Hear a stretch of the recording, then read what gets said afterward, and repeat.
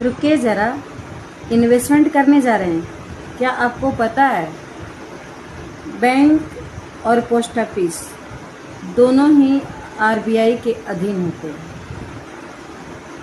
वहीं एलआईसी जो है वो आरबीआई के अधीन नहीं होती है। दोनों में फ़र्क होता है। बैंक सेविंग के लिए होता है, पोस्ट ऑफिस भी सेविंग के लिए होता है। बैंक में आप पीपीएफ अकाउंट खुलवा सकते हैं, सेविंग अकाउंट खुलवा सकते हैं। वैसे ही आप पोस्ट ऑफिस में भी सेविंग अकाउंट खुलवा सकते हैं, पीपीएफ अकाउंट खुलवा सकते हैं। लेकिन एलआईसी में अगर आपका अकाउंट खुलता है तो तीनों ही आपका ही है। आप समझने की कोशिश करिए। मान लीजिए आप महीने का 100 रुपया बचा रहे हैं, तो उस 100 रुपये को आप 4 हिस्सों में बांटकर इन्वेस्ट करिए। समय परिवर्तनशील है, सबसे पहले इसका ध्यान रखिए।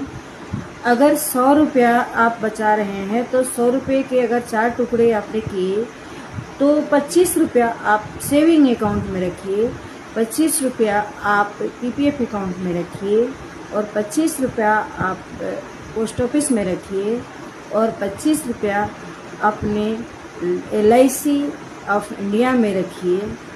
अब ये सारे ही आपके हैं, बस फ़र्क इतना है कि एलआईसी डे 1 से आपको एक प्रोटेक्शन देती है जो कि बैंक, पीपीएफ या पोस्ट ऑफिस नहीं देता है। मान लीजिए आपका परिवार ने 1000 रुपया बैंक अकाउंट में जमा की या आपने किया, खुदा न खास आप दुर्घटनाग्रस्त हो गए और आपका परिवार का जिम्मेदारी बढ़ गया, तो अगर आपका परिवार आपके पासबुक को लेकर बैंक के पास जाता है तो बैंक क्या करेगा, पोस्ट ऑफिस क्या करेगा? अगर आपके खाते में 1000 रुपया पड़ा है तो उस पे जो ब्याज बट्टा आया होगा उसको लगा के आपके परिवार को दे देगा और आपका अकाउंट क्लोज हो जाएगा।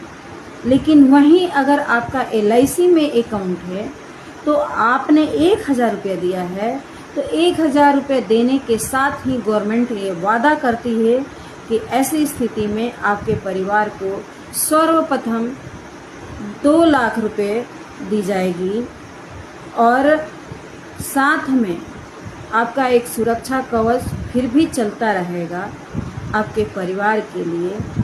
जो आप उसमें 1000 की महीना बचा रहे थे वो पैसा भी माफ़ कर देता है।